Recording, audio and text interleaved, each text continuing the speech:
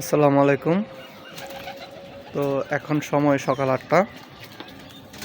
তো ঘুম থেকে উঠে কবুতরকে এখন খাবার দেব, খাবার দিয়ে আমি কাজে চলে যাব। তো ছাদে আসলাম কবুতরকে খাবার দিতে।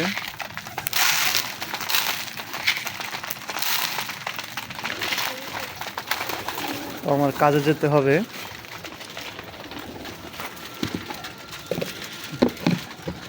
তো কবুতরকে খাবার দেওয়া শেষ, পানিও দিয়ে দিছি। তো এখন আমি কাজে চলে যাব। তা আসুন আজকে আমি যে জায়গায় কাজ করি সেটাও আপনাদেরকে দেখাবো। তো চলেন যাওয়া যাক। তো আমি কাজের সাইডের কাছাকাছি চলে আসছি। এই যে এটা আমার কাজের সাইড।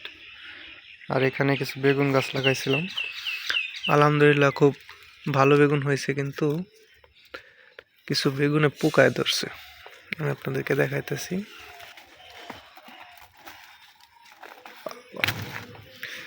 দেখেন, বেগুন পোকায় নষ্ট করে ফেলেছে। আলহামদুলিল্লাহ আরো বেগুন আছে, অনেক বেগুন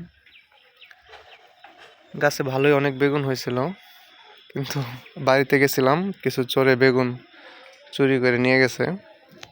তো চলেন কাজের সাইডে যাই। তো এই যে চলে আসছি আমাদের কাজের সাইডে।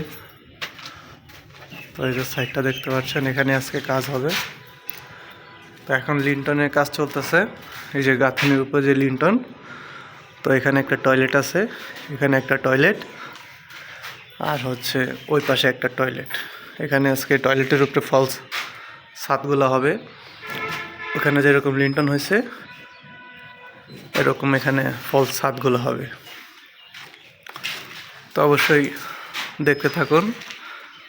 এখন কাজ শুরু করি, কাজ শেষ করার পরে আবার আপনাদেরকে দেখাবো।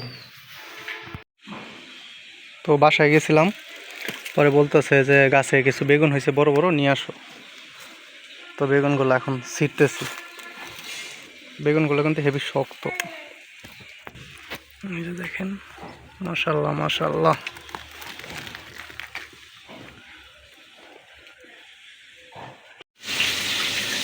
এই যে দেখেন গাছের বেগুন। তো এগুলো দিয়ে রান্না হবে, টমেটো বেগুন দিয়ে পাঙাশ মাছ ভুনা হবে। এই যে পাঙাশ মাছ ভুনা করার আগে পাঙাশ মাছ ভাজা হচ্ছে। এই হালকা করে ভেজে তারপরে পাঙাশ মাছ ভুনা করবে। ঝাল কিন্তু কমে দিও, ঝাল কিন্তু আমি বেশি খাইতে পারি না।